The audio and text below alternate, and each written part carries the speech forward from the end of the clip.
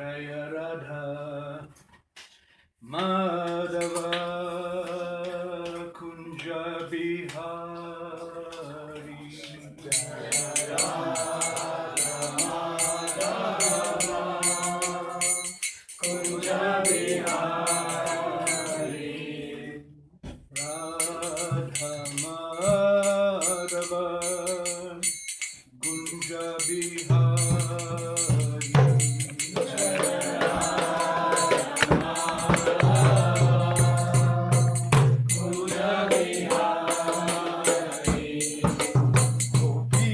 Janaballabha Girivaradhari Gopi Janaballabha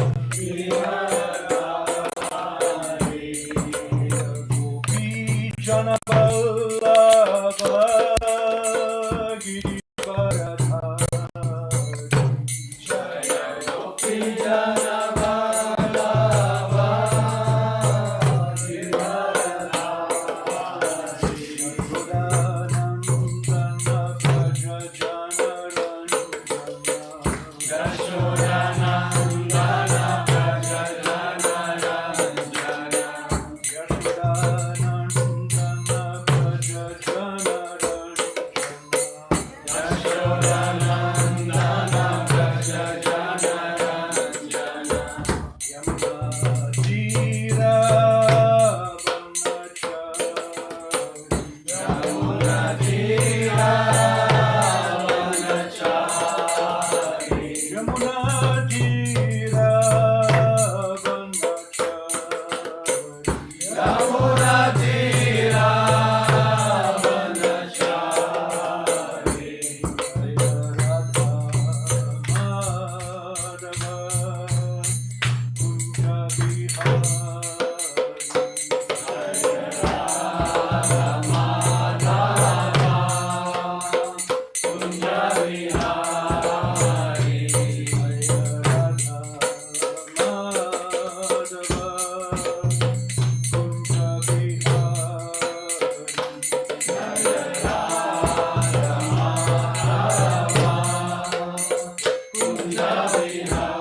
Gopi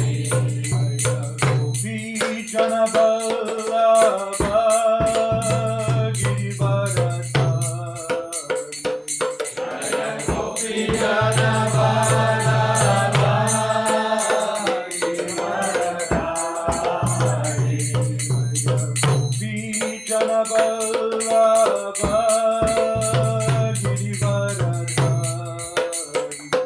Jaya Gopi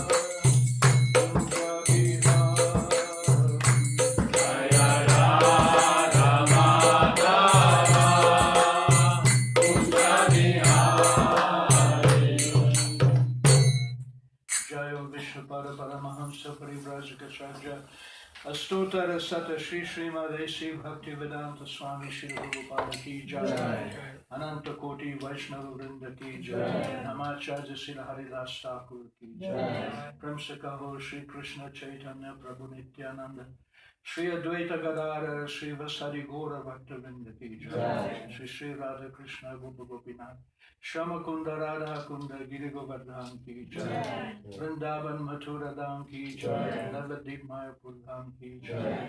Jamuna Mai Ki Jai. Ganga Mai Ki Jai. Bhakti Devi Ki Jai. Tulsi Devi Ki Jai. Samaveta Bhakta Vrinda Ki Jai. All glories to the assembled devotees. All glories to the assembled devotees. All glories to the assembled devotees. Hare Krishna. So, this is the Sunday Feast Lecture. Prabhupada started this program in 1965-66 in New York. So it's one of the most important ways that we have to reciprocate with the public. What is the reason for the Sunday Feast? Is so we can come together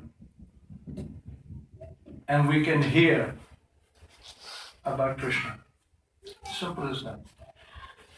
Everything comes from hearing, not from seeing. Seeing is subsidiary to the ears. Anyhow, I've chosen a verse from the Chaitanya Charitamrita, spoken by Chaitanya Mahaprabhu. So we'll read that verse and then we'll discuss some points of philosophy. There'll be some time for questions and answers also. Bhagavan pratihetu je kori upais Shravanadi Bhakti Krishna Prapira Shadai. Translation and purport by Srila Prabhupada. It is only by devotional service, beginning with hearing, that one can approach the Supreme Personality of Godhead. That is the only means to approach Him. Purport. Mayavadi philosophers are satisfied simply to understand Brahman, to be the sum total of knowledge. But Vaishnava philosophers not only know in detail about the Supreme Personality of Godhead, but also know how to approach Him directly. The method for this is described by Sri Chaitanya Mahaprabhu as 9 kinds of devotional service, beginning with hearing. Shravanam, Kirtanam, Vishnu, Smaranam, Padasevanam, Archanam, Vandanam, Dasyam, Shakyam, Atmanivedanam. Bhagavatam 7.5.23. One can directly approach the Supreme Personality of Godhead simply by executing the 9 kinds of devotional service, of which hearing about the Lord is the most important. Shravanadi. Sri Chaitanya Mahaprabhu has very favorably stressed the importance of this process of hearing. According to his method, if people are simply given a chance to hear about Krishna, certainly they will gradually develop their dormant awareness of love of God. Why is that? Why is it that by hearing about Krishna, our love of God becomes awakened? That is because that love of God is already there. You don't have to import it from any place. It is there, and by hearing, you wake it up. By hearing, you disengage from material activities, which absorb you 100% night and day, and you stop giving that attention, your full attention to material life, and you begin to look inside. You don't need a PhD to understand this. It's already there, you just have to turn it. You have to turn your attention around. And therefore, Krishna Bhakti or Krishna Prema is called Nitya Siddha. It is eternally perfect. It is eternally in every living entity. Nitya Siddha Krishna Bhakti Shradya Kabunai. You don't get it anywhere externally. But Shravanadi, beginning with hearing, Shravana Adi, beginning with hearing, Shuddha Chitta. You purify your consciousness, Karayudoy, and it becomes manifest. Just like the sunrise. You cannot order the sun. But if you set the sun on its own, will come up and bring light everywhere. So by hearing the sunrise of our love of Godhead, which we hanker for in everything, we're looking for love everywhere. That love is already there, and when it becomes awakened, then everything will be illuminated. You won't need to know anything more. So here, Shravanadi Sudachita Karayodoi. Love of God is dormant in everyone, but if one is given a chance to hear about the Lord, certainly that love develops.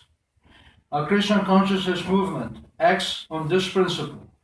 We simply give people a chance to hear about the Supreme Personality of Godhead and give them prasad to eat. And the actual result is that all over the world, people are responding to this process and becoming pure devotee of Lord Krishna. We open hundreds of centers all over the world just to give people in general a chance to hear about Lord Krishna and accept Krishna Prasad. These two processes can be accepted by anyone, even a child. It doesn't matter whether one is poor or rich, learned or foolish, black or white, old or still a child. Anyone who simply hears about the Supreme Personality of Godhead and takes prasad is certainly elevated to the transcendental position of devotional service. So, this is the Sunday feast, giving you a chance to hear about Krishna. I see here there's a lot of Indian faces. This is your culture. It's not easy to take birth in India. It's not easy to take birth in a human form to begin with. And to take birth in a pious country where there is a pious culture, we can understand your spiritual nature. It's not an easy thing. Even Chaitanya Mahaprabhu, he admitted it. He said, Bharata Bhumita Hoile Manushya Janmachar. Bharat Bhumi means the land of Bharat. Manushya Janma means human birth. Dharma Sartha Kori, you in that birth, in that place in India, you can perfect your dharma or your innate activity. Kori, Koro para upakar. And then you can benefit everybody else. This is the duty of people born in India. That they shouldn't simply come to the temple and pray to Krishna for material facility, but they should come and get knowledge about their own identity and then help others. So Srila Prabhupada, he wanted very much that Indian people would take this understanding. Why is that? Because in India, people understand they're not their body. You don't need to go to school or university to understand you're the spirit soul. Even a simple farmer in India knows about reincarnation, knows about the spiritual nature. So, to understand this important thing, Prabhupada wanted Indian people to participate. So now I see some Indian faces. Even you're not living in India, you're still Indians. Even the government of India, they recognize you. They call you PIOs. You know what a PIO is? Person of Indian origin. In other words, if you have an ancestor who was born in India, a father or a grandfather, anyone, you can apply to the Indian government and they'll give you a special status called a PIO. You won't need a visa, you won't need a residence permit, you can live in India, you can have a bank account, you can do business. So you're recognized. So you have this facility. And Prabhupada very much wanted Indian people to take up this philosophy. But it didn't happen very much in his time, but it is happening now. So to come to the temple is very auspicious. And most people, they practice religion for some material benefit. In fact, Dharma, Artha, Kama, Moksha is the process. We didn't invent it. I didn't invent it. It's been there in the Vedas since thousands of years.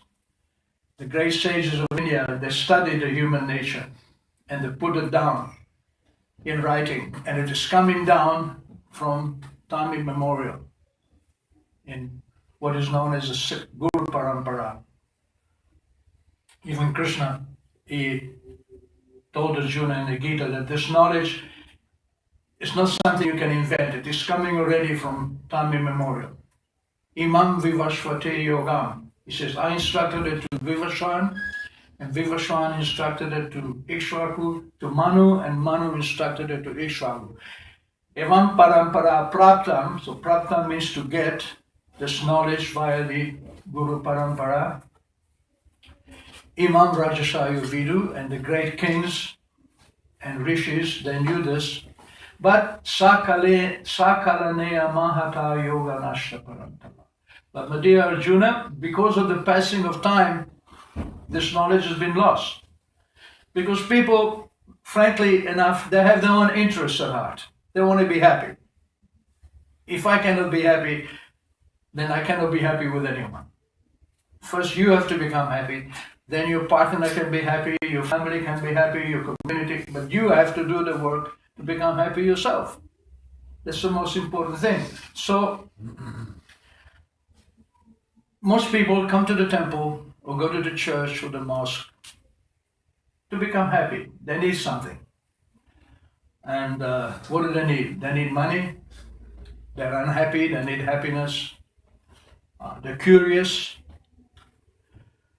Chaturveda Vajantamam, Krishna says, 4 kinds of people worship me. They are Sukritina.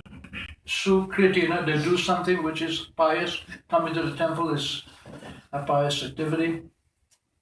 You don't have to come to the temple, you can go to the park. You can go to the bar and sit and drink your beer.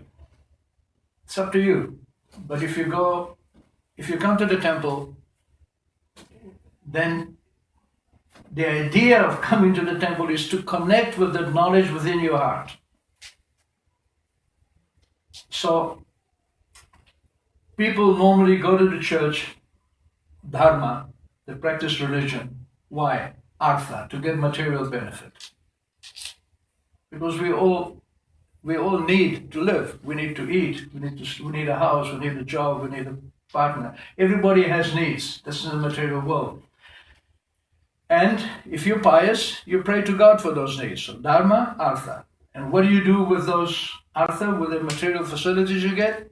Kama. You satisfy your senses. And when you get tired of satisfying your senses, then moksha, you want liberation. These are the 4 processes.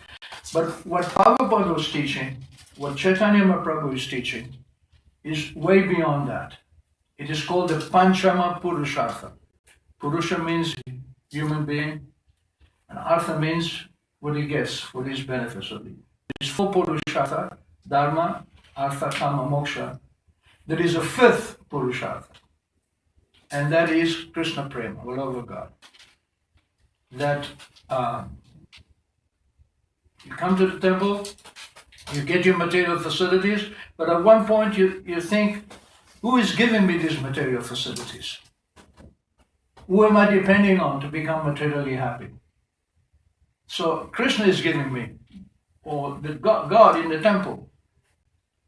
Whether you're a Christian and you believe in Jesus, or whether you're a Buddhist and believe in Buddha, or a Hindu and believe in Krishna, sooner or later, if you have any brains, you figure out that somebody is giving me these facilities.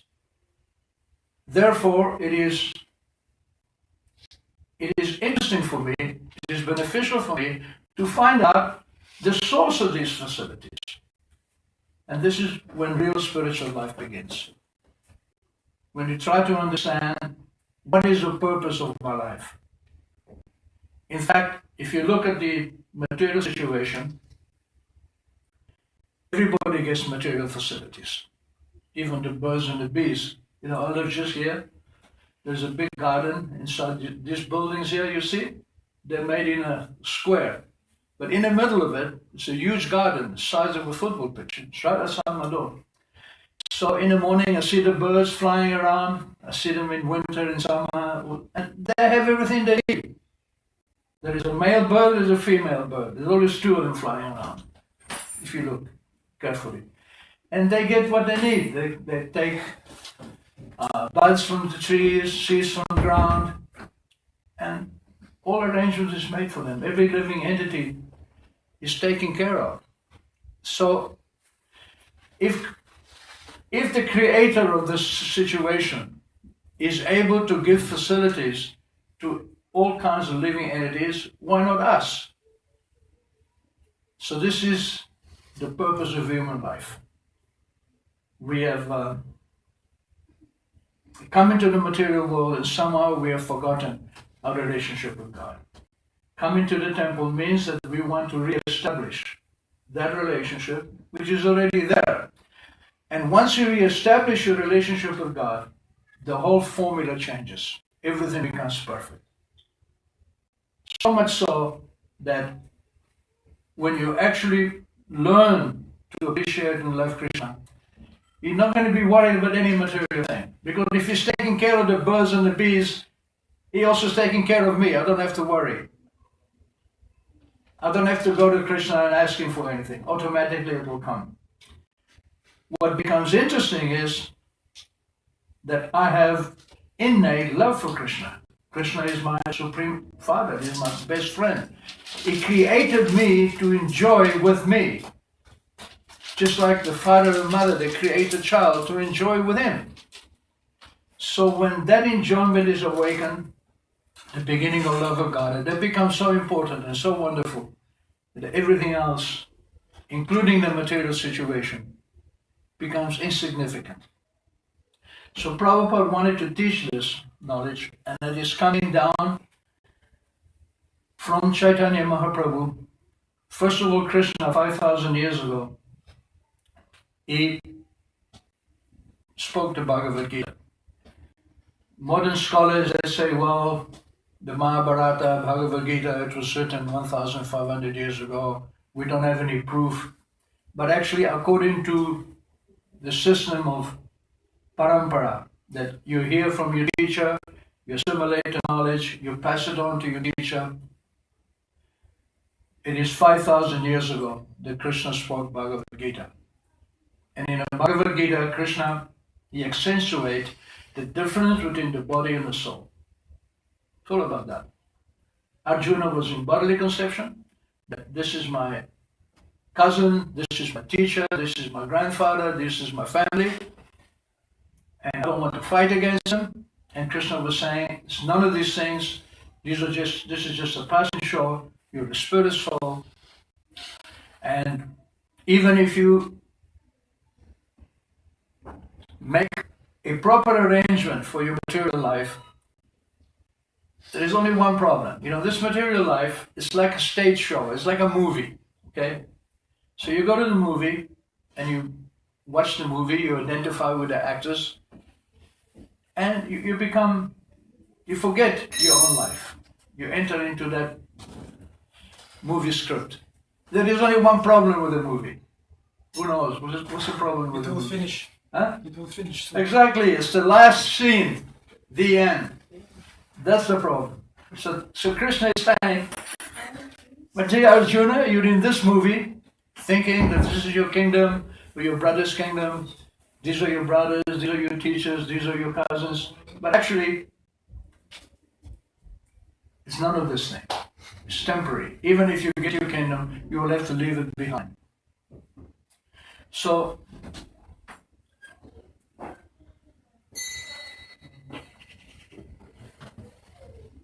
Krishna taught this, you're a spirit soul, you're eternally related to God, and you surrender to me. He says, first of all, you're a spirit soul, and I'm the supreme soul.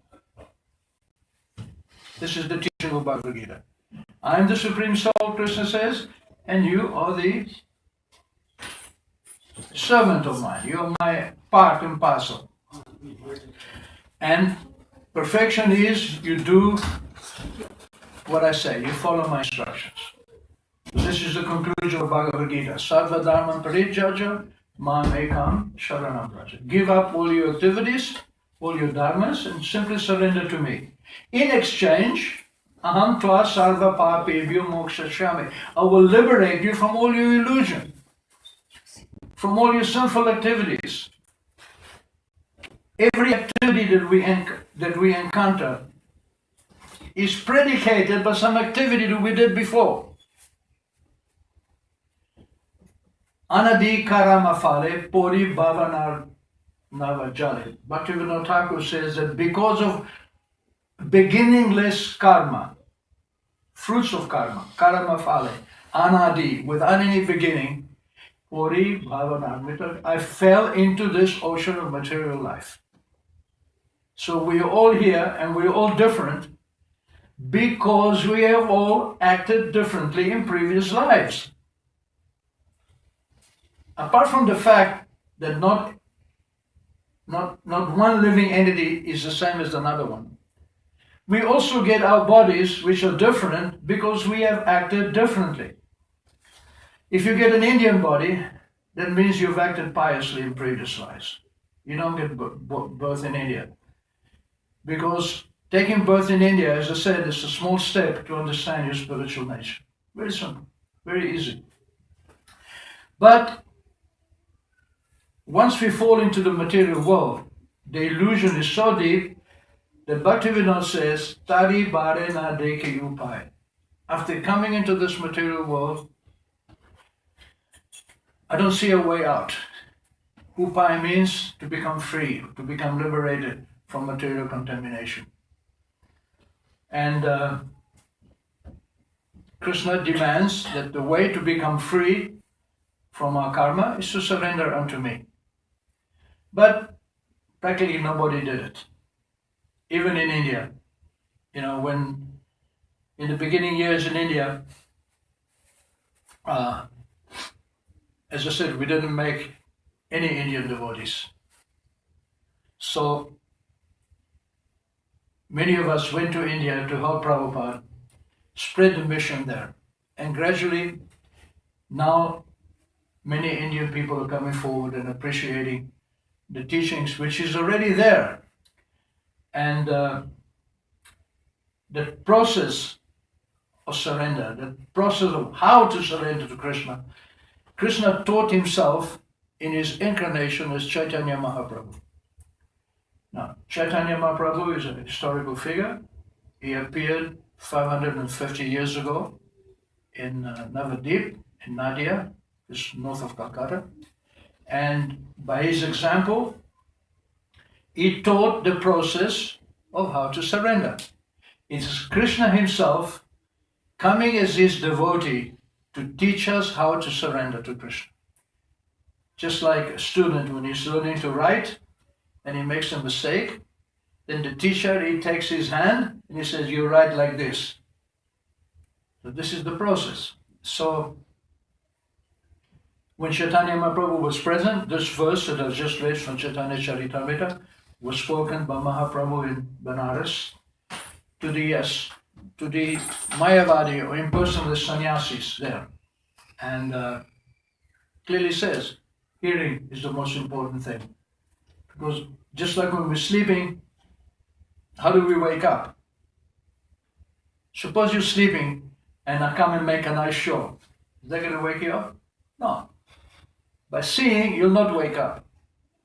You'll wake up by hearing. If you start making a noise, you'll wake up. So similarly, to wake up from illusion, you cannot see. It's by hearing.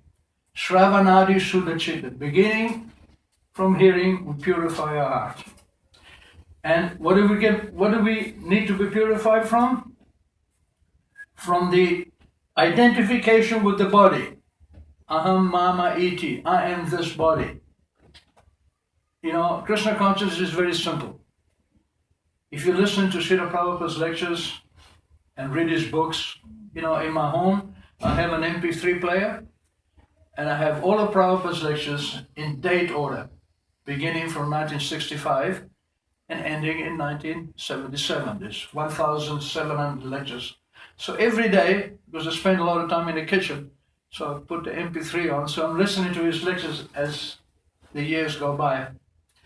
And Prabhupada is telling the same message over and over and over and over again. Very simple message. You're not the body, you're the spirit soul. Material life is temporary. Even if you become materially successful, you cannot take it with you. You're an eternal servant of Krishna. Krishna is your friend, Krishna is your father, Krishna is your mother, Krishna is your protector, Krishna is your supplier, Krishna is everything.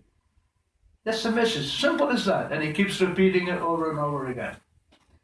And if you go to India, that message is very easily seen everywhere. It's not that everybody in India is dumb or asura. No, there are many devotees in India, all over the place, everywhere you go. So, when we went to India to help Prabhupada spread the mission there, it was a great education. Personally, I spent 10 years in India when I was a young man. And everything that I read in the Vedas, in the Bhagavad Gita and the Upanishads, you can see in India, in every village. When I was in India, there was no mobile phones, first of all. No satellite TV. So as soon as you left the city, you were in rural India. It was like going back 5,000 years. And people had a wonderful culture. You could see, even though they weren't materially prosperous or materially educated, they were prosperous in what they needed. Even today, if you go to Vrindavan and you move outside the city and see the villages, people live very simply. They have a few cows, they grow some wheat, some vegetables, they trade, everyone has his job, and they live very simply. Whereas if you come into the cities, then it becomes complicated. Then you need a car, you need an AC, parents won't give you their daughter to marry unless you're rich. You have to have dowry. There's so many headaches, unending. And you cannot stay anywhere because you have to pay rent. You have to send your kids to school. Everything costs money, so you have to earn money. So you're under tremendous pressure. That's the point. Even if you become successful, you have to leave it all behind. What is the use? It's like, suppose I go to the Holland casino, okay? And I gamble. And I'm making money gambling. But suppose the management of the casino says, my dear sir, you can gamble as much as you want, but there is one rule. What is that? You cannot take your winnings out. How many people do you think are going to gamble there? This is the material world. We're gambling our precious life, our precious energy, and we cannot take anything with us. We have to leave it all behind. What is the point? Even as a boy, I couldn't understand this. Two things I couldn't understand as I grew up. First thing was this, that even if I become successful, I cannot take it with me. I have to leave it all behind when I die. And second thing is, we're not all born equal. In other words, we don't all start off equally. Somebody is born intelligent, somebody is born stupid. Somebody is born with a silver spoon in his mouth, somebody else is to live under a tree. So obviously we are not but everything else that I saw, the material energy was very exact. The sun rose at a certain time, sets at a certain time, seasons follow each other. Just like, there's a tram here. Every 7 minutes, tram 12 stops here and goes to Central Station. What does that mean? That means somebody's organizing it. Because if I go to the tram stop and the tram comes in 7 minutes and then it doesn't come for 15 minutes, or then 2 trams come, then the first thing you're going to say is, who's managing this?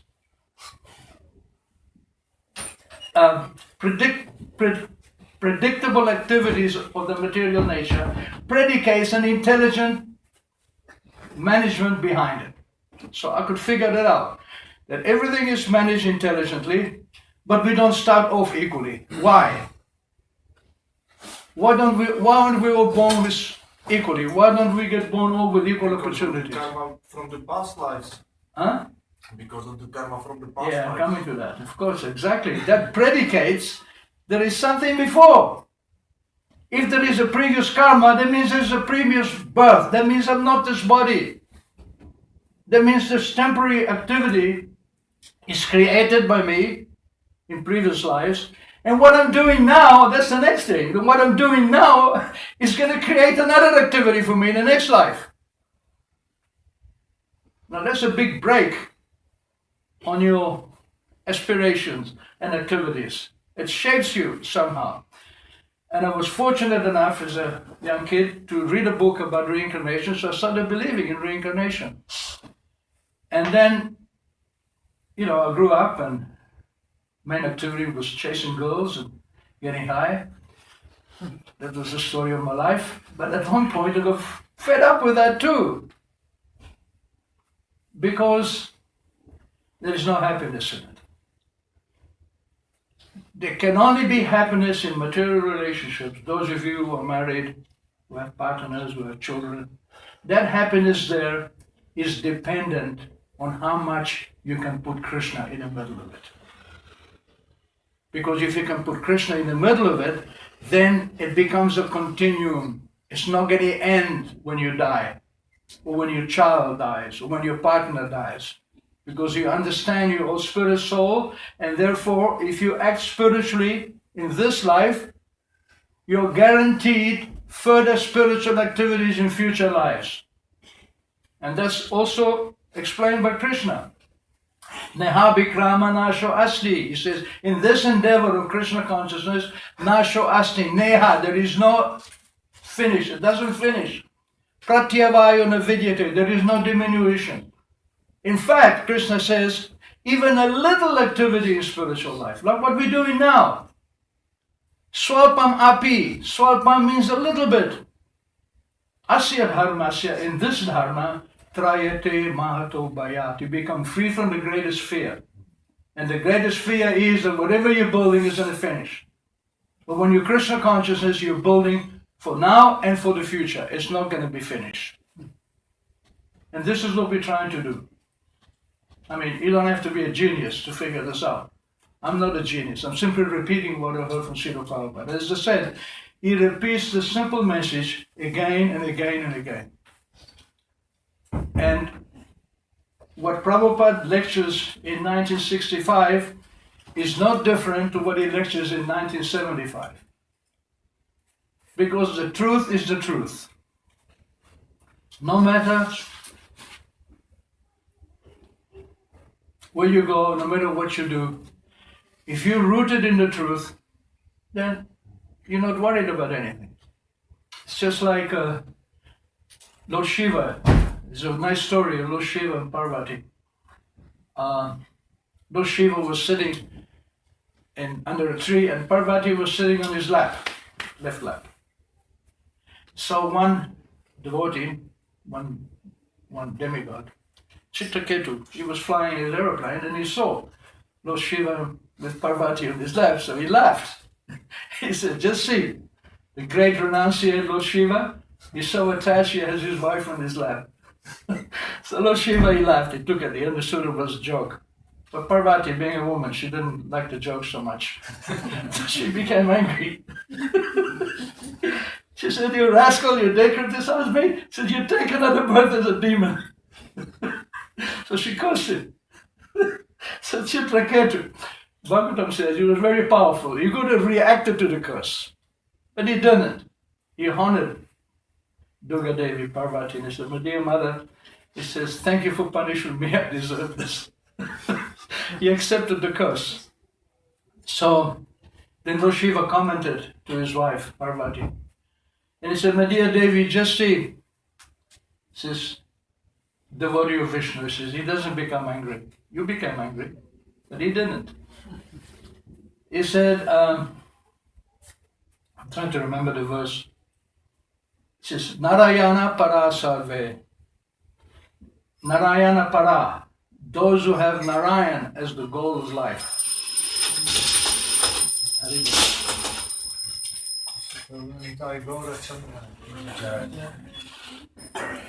So he told her, he quoted this verse, Narayana para sarve na kurtaschana vidyati. So one who has Narayan as his goal of life is not worried about anything in life. Swarga, whether it's in the heavenly planets, Apavarga, whether he becomes liberated from the material world, Narakeshu, whether he's in hell, sarva tulyartha darshina. He sees everything equally. So this is what we're trying to do here, to develop this knowledge that we can see things equally, then no matter what the material world throws at us, we can react. We don't have to react. We can absorb it because we have something better. It's just like if you're very strong and a weaker man tries to attack you, doesn't make sense. If you fix in your own strength, then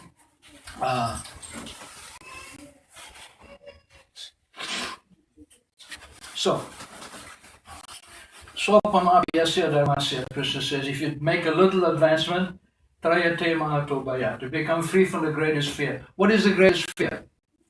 What is this mahato bhayat Krishna is speaking about? Falling down into the lower species. What? Falling down into the lower species of life. Exactly. Losing your human birth. Losing your ears. Because the animals cannot hear. How many is here? We were 50 people here. Suppose I go to some houses and get all the pets, the dogs and cats, and bring them all here. What do you think is going to happen? Be chaos. There'll be chaos. They won't hear. They just don't have it. Much as I love dogs and cats, they don't have the ability to hear about God.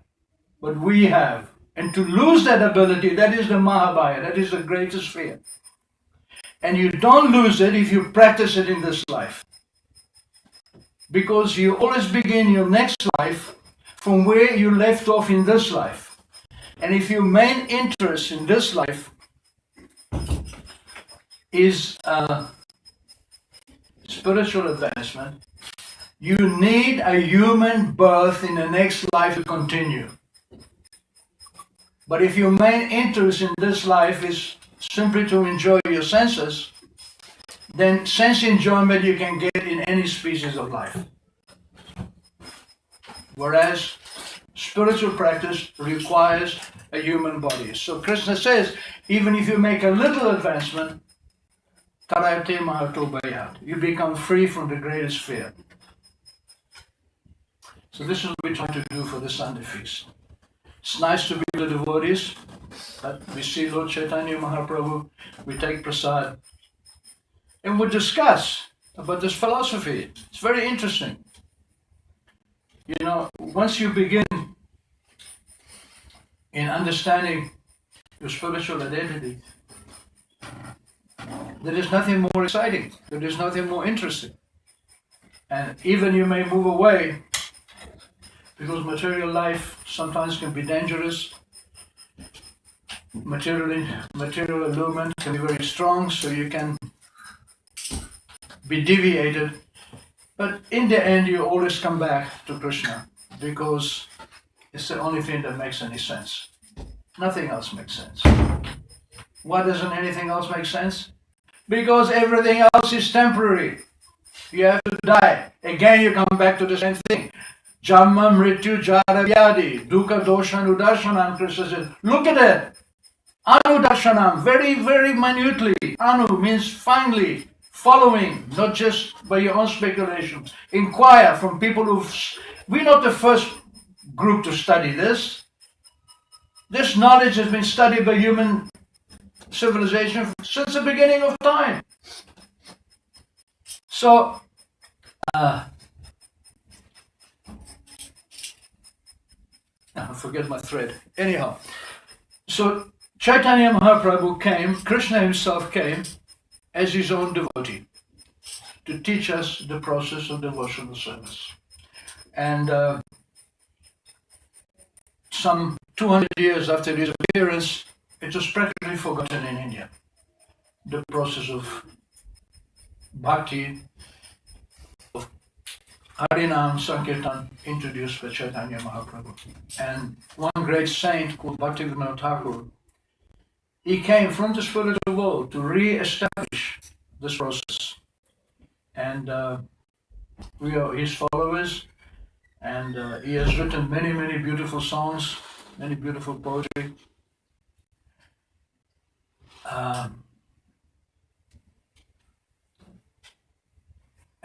One particular song which I very much like. Actually, Bhaktivinoda has written dozens, 100 songs, and you cannot pick one which is better than the other. Because when you appreciate one song, you find another one that's even better. And he says, Buliya tomare samsare ashya. My dear Krishna is teaching us how to approach Krishna. Buliya tomare, I forgot you. Samsare ashya, and I came into this material world.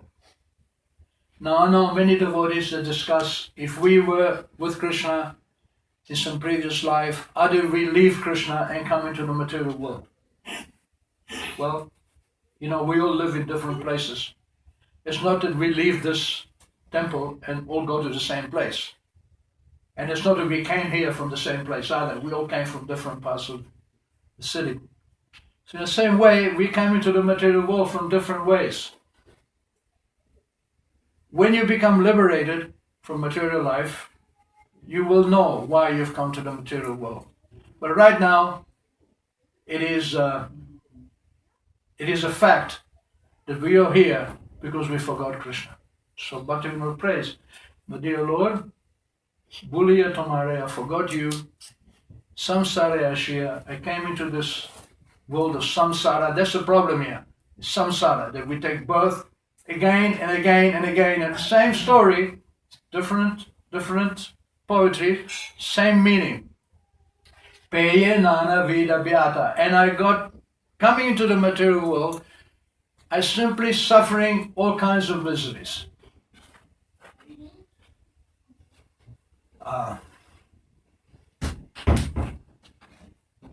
Therefore, I am coming to you, to Krishna, Bolibo Dukera Katha. And I'm telling you the story of my problems. It's not a disadvantage to admit your problems in front of Krishna, because Krishna already knows your problems. Before even you know them, Krishna is in your heart. He knows what's going on. So, Bhaktivinoda continues with the song, and he said, Janani Jatare Chilum Chakona. Says, long ago when I was in the womb of my mother, Vishame Bandiya Pasha said, I got tied up, bound up. Pasha means rope, to be tied up. Ekbar Prabhu, Dekudiya More Bonchilo, Edina Nasi. But in my pain in the womb of my mother, I remembered you, and you showed yourself to me. But now you've forgotten me, he said. He said, at that time I promised that if I take birth, I will worship you. But Janama Hoile Pori Maya Jale Na Hoilo Gyana Lav. By taking birth, it was such a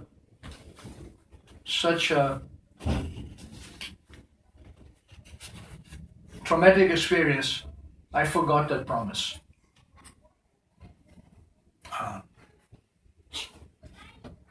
What happened? What happened was, Adorera Chele, Swajanera Kole, Ashia Kaitadutam. I became a little baby, and in the lap of my parents, the lap of my mother and father, I smiled and time passed. Janaka Janani Snehete Buliya. In the affectionate embrace of my mother and father, Janaka Janani, Snehete, in their sneha, in their affection, Buliya, I forgot. Samsara Lagilo Balo. And I thought, actually, this material life is very nice. This happened to all of us. When we're in the womb of the mother, we understand what's going on. But when we take birth, it's such a traumatic experience. We completely forget. It's just like if you have a major accident, sometimes it causes amnesia. You forget. And the only cure for that amnesia is to be reminded of your life before you forgot. So taking birth causes this amnesia, and the only cure is to hear about a relationship with God, which is actually precedes the amnesia. So then Bhaktivinoda continues, and he says,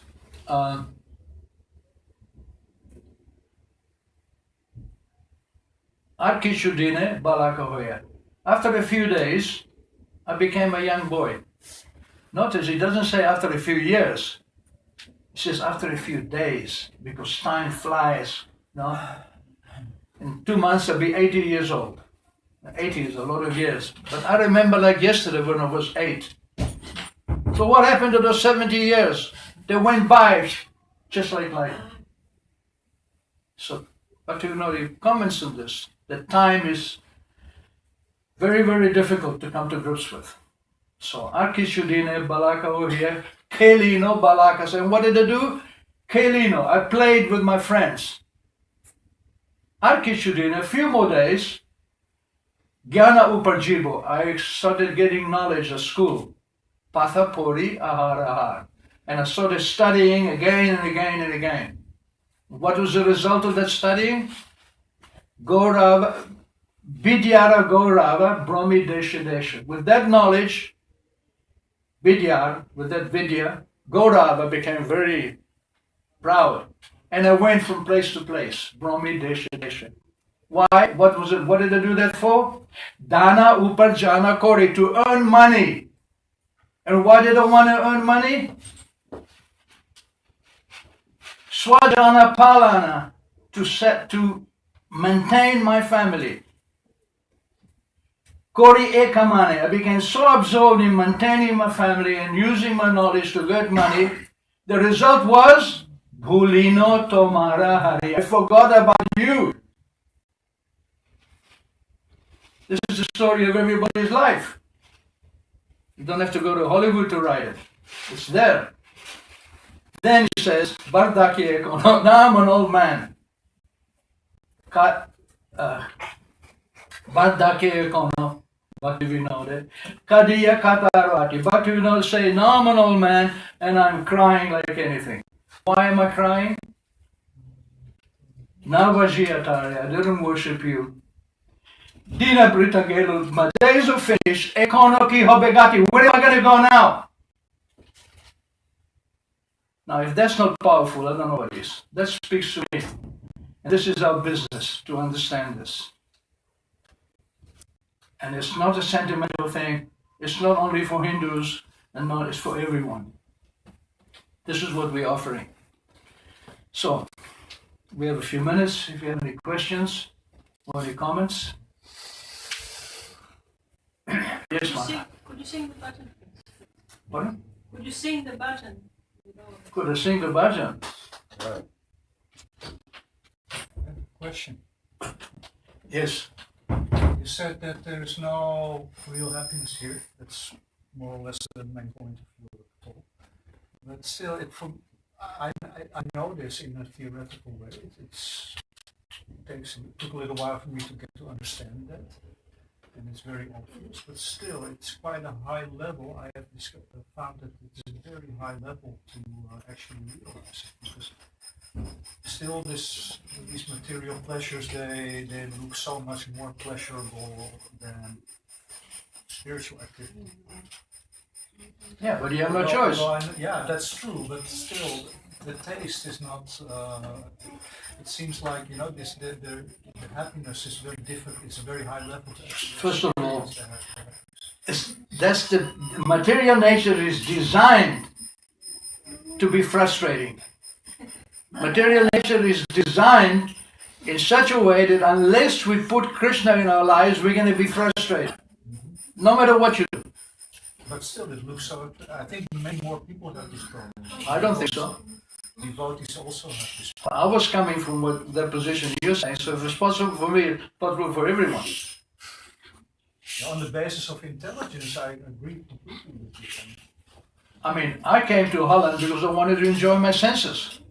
I was living in South Africa. I had a job. I had everything I needed, a career, but I gave it all up to come here and get high. So if it's possible for me to change my mind, it's possible for everyone. Well, that's not the kind. I'm past that too. But Good. still, to sit down and read for hours, chant for hours, I think it's very difficult. It's very difficult to actually experience happiness. Okay. But I'm not contradicting what you said. I think you're totally right. All right, about singing the song, it's two problems. First of all, is in 3 quarters. Bulia tomare samsare ashia penana vida beata tomare charane ashia chinatha Bulibo dukera katha. That's the song. If you like to come to my house one day, we can sing it with the guitar and the drum, and I'll be very happy to sing it for you. But let's go on with the question. It takes too long to sing the whole song. So you're inviting? Yes, And how we can have a taste for a bhakti? I can have taste for bhakti How? by remembering Krishna. It's already there in your heart. Like the pastimes? Reading pastime? No, just what we're doing now. Reading Srila Prabhupada's books, associating with sadhus, with people who are interested in the subject matter, instead of associating with people who have other interests. In Italian, we have a saying that dimmi con chi vai e ti dirò chi sei. Tell me who you associate with, and I'll tell you who you are. So, even Prabhupada commented, he said that you don't become a drunkard right away. First you associate with people who drink, and you drink a little bit, then a little more, and eventually you become a full-fledged drunkard.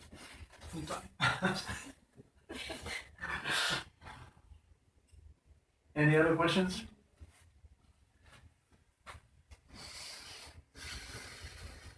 How did you meet Prabhupada? How did you meet Prabhupada?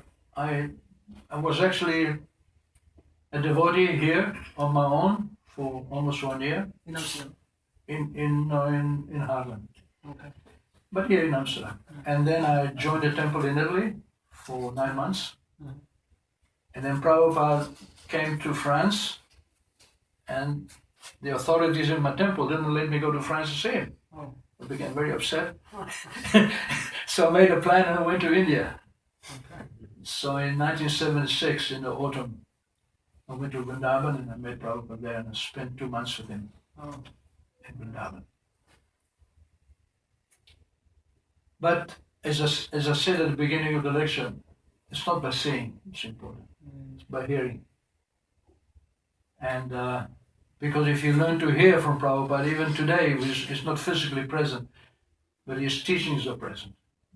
And I remember in Vrindavan, they had a 24-hour kirtan. So sometimes I would have to participate, and I would get the middle of the night, from 1 in the morning to 3, or from 2 to 4. I would be doing Harinam. And everybody was asleep, but I was seeing Prabhupada's room, that his lights was on. And he was sitting at his desk. He had a special mosquito net made, which covered the whole desk, so he was completely protected from the mosquitoes, and he'd be translating. I thought to myself, why is he doing this in the middle of the night? That's pretty important. So I realized that the most important thing in Prabhupada's life was not managing us, but giving this knowledge in his books. So if you want to please him, you read his books, because that's where he puts his most energy. All right? He was staying in Radha Damodar temple while he was writing a lot of things in front of Rupa Goswami's Samadhi when he was translating. So did he share some experiences from that part of his life? Well, that was before he came to America. But maybe he might have shared with the disciples. I wasn't there. But he wrote the Bhagavatam, the first 3 volumes, when he was living in Radha Damodar. Yes. His room is still there, you can go and visit. All right, thank you very much.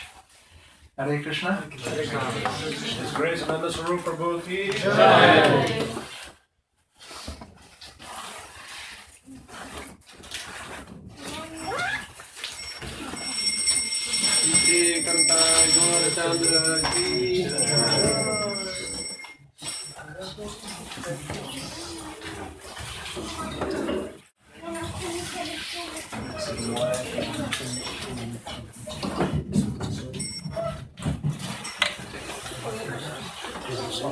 Somebody else can do it.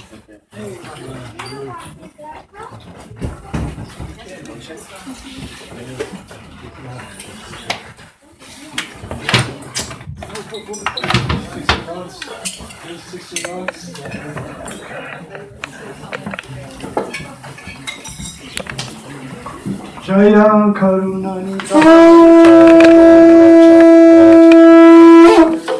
Jaya